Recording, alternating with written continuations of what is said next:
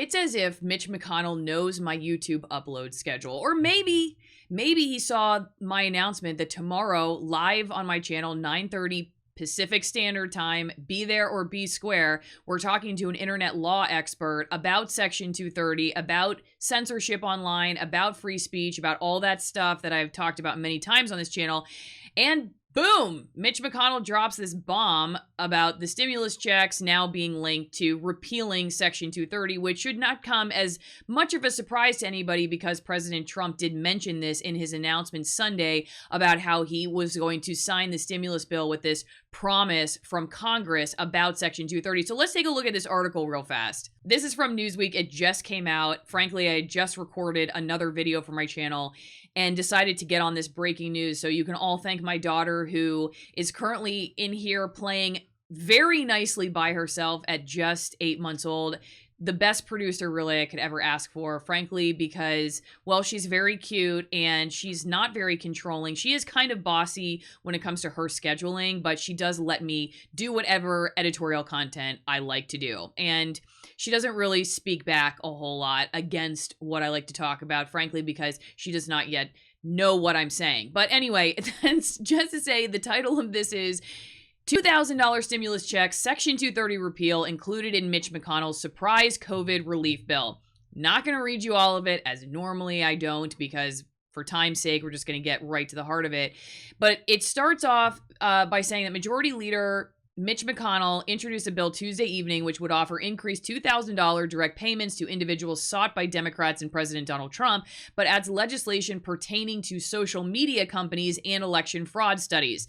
McConnell introduced the parallel pandemic relief bill on Tuesday, which would include the $600 to $2,000 increase in checks, but tax on a repeal of Section 230 of the Communications Act of 1996 and funding for a commission to investigate voter fraud. Both of these additions to McConnell's surprise bill are demands which have been made by Trump for months. The Section 230 repeal would pull back protection for internet companies and allow such media companies as Twitter and Facebook to be sued if users feel wronged by messages on the platform. Now, you all know how I feel about repealing Section 230. I have said many times that I have heard no good arguments yet. And this is a journalist, not as a pundit or anything, as a journalist who has been seeking information about this topic of censorship online, frankly, because as I've said many times before, I have been the recipient of these practices of strikes, community guideline hits, the demonetization and all that good stuff. And it is super annoying. And I would like to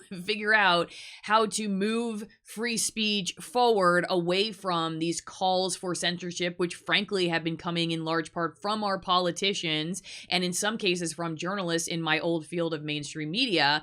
That said, I have heard no compelling reason to revoke Section 230 in total that is going to get us to more free speech. In fact, everything I've heard so far is that getting rid of Section 230 and just removing it from the internet protections is going to make things a lot worse. And think about it beyond Twitter and Facebook, for instance, but all the other things that you're allowed to do, like leave a consumer review on Yelp, for instance, okay? Or a bad doctor, or a good doctor for that matter. Like all of that stuff is going to be affected by what happens to Section 230. That's why I keep talking about it.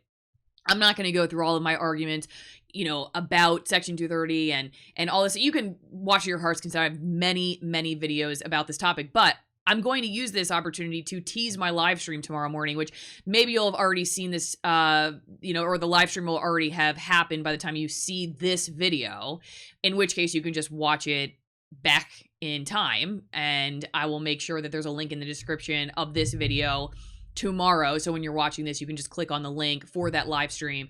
But if you are watching this before the live stream, which again is going to be Wednesday, December 30th, 9:30 a.m. with Eric Goldman. He's an internet expert and an internet law expert. And I've seen him on other interviews, and he's got a wealth of knowledge he's going to share with us. He's going to be taking questions live, which I'm really excited about. So leave some questions in the comment section if you have them for him. And I hope to see you there. It's going to be interesting. I hope we're going to go probably 30 minutes to an hour. That's actually not a ton of time to talk about this topic, but we're going to get as much in as we can.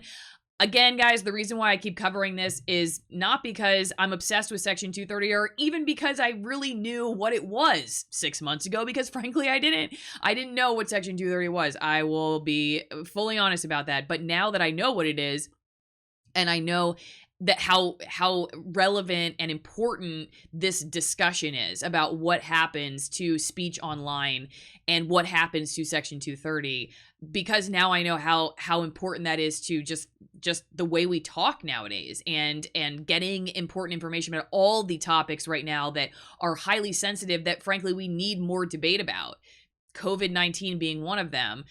And what happens to my channel? I mean, obviously, there's a personal vested interest in all of this. So I'm fascinated by this topic. I'm excited for the live stream tomorrow. I hope that you will make sure you're subscribed. Again, we're supposed to hit live around 9:30 a.m. Pacific time. So I hope we're going to get on exactly 9:30. Sometimes when you're running your own newsroom with an 8-month-old producer, it's not as easy. But I'm hoping tomorrow we're going to be right on time. So I hope to see you there. If not, definitely check out the link later. Leave me a comment. Make sure you're subscribed, like, share, all that good stuff. And I'll see you next time.